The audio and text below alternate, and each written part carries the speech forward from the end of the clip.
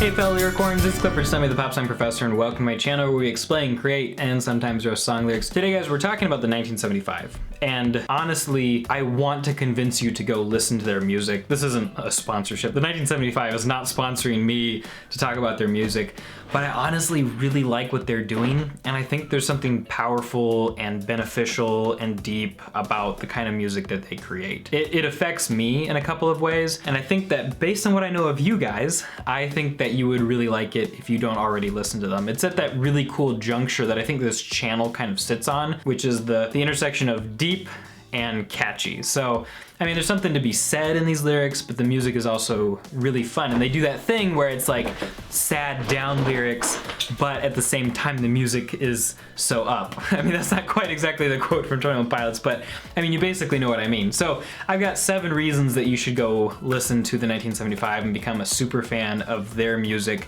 And really, I'll just say that like the heart of it is the heart of their music. The heart of why I like what they do is because there's a passion for art there, and there's a passion for being vulnerable and honest. And I'm giving away some of my reasons at this point, so I'll just kind of start going through them. But the bottom line is you should go listen to the 1975. There's some really cool stuff here. And I'm gonna go ahead and put some of their songs onto my deep and catchy playlist, which I will link to down below. So you can go check out other songs and artists that I think are deep and catchy. Please follow that, and I will give you plenty of cool music to listen to. You're also welcome to suggest songs for the deep and catchy playlist. The only 2 rules are they gotta be deep, they gotta be catchy. Surprise, surprise. So anyway, as far as the 1975 goes, reason number 7, because we're gonna count up here. Reason number 7 is their sound. They are pop rock for sure. They've got a lot of R&B influence, and there's times they use like a gospel choir that's really cool. Not so much hip hop like you hear in a lot of pop music these days. I don't think there's so much influence on that side. There's definitely more of the rock and just some straight like electronic pop almost, but the kind of pop that's not necessarily feeling like it's being made in a machine, but that feels like it's being made on like a keyboard in real time. Like, hey, this music performed live would actually be feasible kind of music. Like, at the same time, like all of that being said, it's really catchy. They've got guitars, I think there's a keyboard in there somewhere, and Matty Healy, who's the lead singer of the band, has a really distinct and cool voice. So if you like music because of the sound and because of the melody and because of, you know, the quality of the instruments and the singer, a great band to check out. I think I heard them first when I heard Chocolate playing in the Walmart that I was walking through, and I was listening to the lyrics and I was like, did they just say petticoats? That's not a word that I've heard on pop radio for a really long time. And mind you, like this was years before the Pop Song Professor was even an idea. So it was just kind of cool, and it kind of stuck with me. I was like, this Chocolate song, it sounds really cool, but I didn't think about it too much. But the sound kind of stuck with me, and every time I heard the song Chocolate, I was like, it's just so different and unique. And obviously I can't play it here because I get copyright struck down, but you should go check it out. It's an easy search, Spotify or YouTube. Number 6, their music video aesthetics are pretty incredible. And I don't know why it is, but Two Time, the music video for that, it's not deep or all that catchy. Well, no, it's catchy. The music's not that deep, but the music video is not that deep either, but it's just like hypnotic. I don't know why, but like when I watch that video, I can't stop watching it. There's a few other really good ones out there too. Two Time is kind of just my favorite because it's so hypnotic, so I feel like it needs to be my favorite. But the Sincerity is Scary one, and the sound, It's Not Living If It's Not With You, Chocolate, A Change of Heart, like those are all really cool ones. And the sound is, the music video is kind of like about their experience with critics, and so they put a lot of words on screen that are things that people have said bad about their music while they're standing in this glass box, and people walk around commenting on them and criticizing them while they're just like sitting in this box, like a museum piece playing songs, and it's really interesting. Sincerity is Scary has like kind of a La La Land feel to it as they kind of dance through the street like Maddie does. It's really cool. If I had to recommend any, I would say start with Sincerity is Scary. It's pretty accessible. Chocolate is a little bit slower, and it's kind of more of an interesting like artistic piece, I think.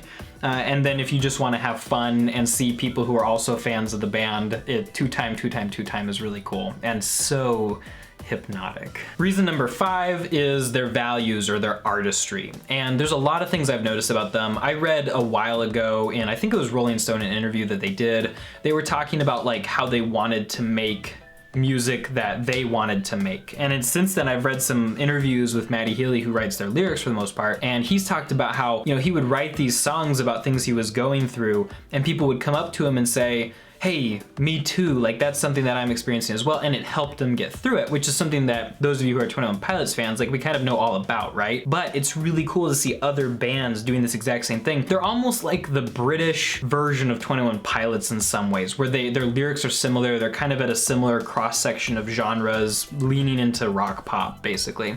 The lyrics are similarly, you know, empathetic and vulnerable and honest, like there's some true art happening here, and it's something that they care about. They don't seem to, you know, compromise their artistic integrity. There is some kerfluffle in their fan base where they kind of were maybe a little bit more rock at first and they've gotten a little bit more pop. I'm not exactly sure about that. I'd have to do a little bit more research into it. But for the most part, what I see, like, they care about saying real things. Number 4 is their interviews. Whenever Matty gets into an interview, he just says it like it is. It's so cool. Like, he'll just talk about pop music in general, like what other bands might, you know, say or do to copy them. He'll talk about things going on in the band, and he's just like, he's a very open person. There doesn't seem to be anything he's trying to hide. He's talked about recovery from addiction. He's talked about checking himself into rehab. He's talked about whether he wants to socialize with people, stuff like that. And he's got like this very like artistic perspective and persona almost. And so it's really cool to hear him talking about music. You just feel like, okay, this guy knows what he's talking about, but at the same time, he's not pretentious in that extent. Like, he'll talk about what he knows in the realm of what he knows and his experience with the band. And he'll talk, you know, some theories about music and where music's going and stuff like that. But it's really cool to see that happen. Number 3 is their consistency. Like, I just don't hear a lot of bad songs from them. Like, they seem to be putting out really solid work every time. They care about each album or project that they put out, and it's just good stuff all over, people. They seem to me to be the kind of band that's not really going to disappoint you. You know, like, there are some bands, particularly ones, there are a couple that I talk about on this channel, that they started out really cool and you really like what they're doing, and then they put out an album where you're like, okay, you sold out, or what the heck is this? Something like that, right? People are gonna have different reactions to it. Some people are gonna be like, I love this, is the best one ever, and that's totally fine. But I think, based on the feeling that I get from the 1975, I don't think they're going anywhere. I don't think they're gonna be the next Maroon 5 of pop music. I mean, sure, maybe they've gotten a little bit poppier since their origins, and somebody who's a bigger fan of them than I am, I feel like I'm just starting this journey of fandom with their band. Maybe somebody who's a bigger fan could tell a little bit more about that.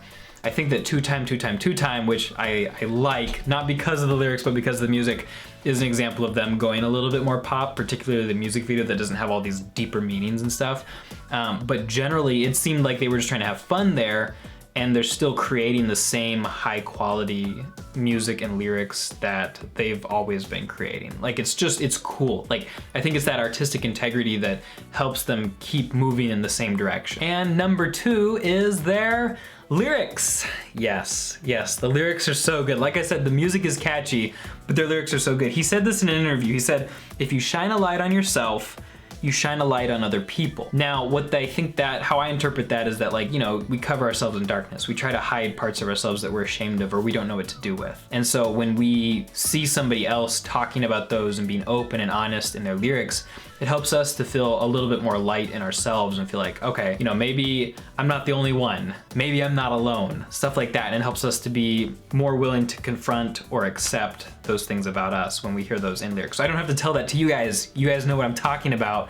We all know what I'm talking about because of the bands that I think this channel generally focuses on. But I think it's really cool that he just comes right out and says that. And that's what a lot of his lyrics do. Plus, he uses big, cool words like postmodern. Insincerity is scary. He kind of comments on like hipsterism and irony to an extent. Says, irony is okay, I suppose. It's really not, I guess.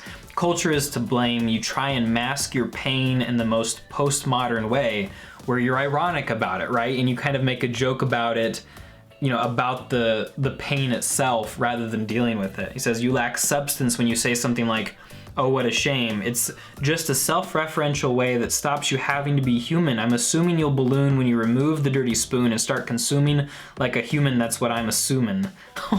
Man, those rhymes come thick and fast there. The assume, balloon, remove, spoon, consume, human. Man, it's really cool. Like there's some artistry here. He's putting together some really interesting words. Like it's almost to the point of wordplay, but he's still working in words like postmodern. I love talking about philosophy of, the changing times and how, different thought processes or ideologies kind of dominate culture at one point or another.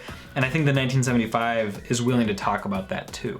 Whereas it might just be too in the clouds for other bands who want to deal with more concrete things. But they have this ability to kind of make it postmodern. They're like talking to this person, talking about how they feel. Yeah, it's just really, really good.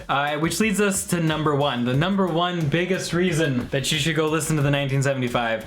And that is also the lyrics, because they're just that good. Some of you are rolling your eyes really hardcore right now and don't know what to do with me, but you're just gonna have to take it, or you could click away, but don't do that, please. He knows that people appreciate them. He talks about in interviews like keeping them simple so that people can access them, except for when you use the word postmodern maybe. He knows what he wants to write about and he fits it into a melody, so a lot of times his lyrics he starts with an idea first and then comes with the melody and then talks about the idea through the melody, but it's idea driven some of the time, which I think is really cool. And then he talks about some of the other topics that he talks about. He writes about the fundamentals of life in a conversational way, is the note that I wrote down here. The fundamentals of life. So he's told us that he talks about God and religion, love, sex, and addiction, which, like I mentioned earlier, is something that he's personally gone through. And he says people identify with what he says, plus he's pretty active with fans on social media, so that's kind of cool. Now, the one thing that I'll say is that while he just tried to keep his lyrics simple, I think they're going to be less accessible than 21 Pilots. So 21 Pilots, it feels like, oh, he's talking about depression. Oh, he's talking about suicide. And I think a lot of times Maddie will sometimes mask those conversations by making it sound like it's about a relationship, or he'll use a little bit more vague language. He's not quite as concrete as Tyler Joseph, so that might be a little bit of a shift, but it also might be a little bit of a nice counterpoint, a little bit of something different to listen to. He's not Tyler Joseph, people. And that's not to say that he's worse or better or anything like that. It's just that he writes his lyrics in a different way. But I have one quote from him that I think sums up how he writes lyrics pretty perfectly. He says, "The more honest I am, the more it seems to resonate with people." So even if he's writing a song about a relationship gone bad, we don't have to be like, oh, this is another breakup song. Oh, this is another love song. This is just as bad as, insert artist from the top 40. Like, he's gonna be honest about it. He's gonna talk about his feelings through it, and he's gonna portray that in an artistic, cool way. So yeah, guys, go ahead and check out the 1975. I put 5 of their songs in my Deep and Catchy playlist, so you can go listen to them there. Check that out, link is in the description down below, and follow that so that you get more new songs and some old songs from me. And when you follow that, you can check out this explanation of Sincerity is Scary by the 1975, and this explanation of Wonderwall by Oasis. Thanks so much for watching, everybody, and I'll talk to you next time.